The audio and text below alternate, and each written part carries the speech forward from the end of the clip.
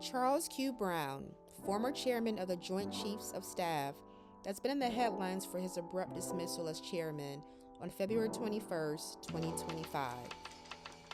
Born 1962 to a military family in San Antonio, Texas, Brown was nicknamed CQ, had one younger sister and brother. His father, Charles Sr., served for 30 years in the Army, rising to the rank of colonel. His paternal grandfather, Robert E. Brown, was drafted in World War II and served in the Pacific Theater in Hawaii and Saipan. He went on to graduate with a Bachelor of Science degree in Civil Engineering. He was also a distinguished graduate of the Air Force Reserve Officers Training Corps.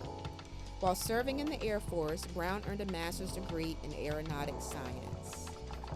Prior to his appointment, Brown served as the 22nd Chief of Staff of the Air Force from 2020 to 2023. Nominated by President Biden, Brown became the first African American to lead a branch of the United States Armed Forces. Brown first entered the Air Force in 1984 and served as a fighter pilot, where he has logged over 3,000 flight hours, including 130 hours in combat.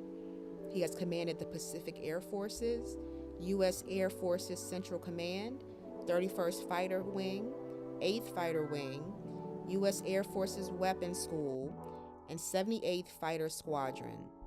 He has also served as Deputy Commander of the U.S. Central Command. So what exactly is the Joint Chiefs of Staff?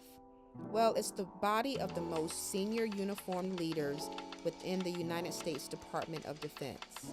Today, their primary responsibility is to ensure personnel readiness, policy planning, and training of their respective services for the combatant commanders to utilize.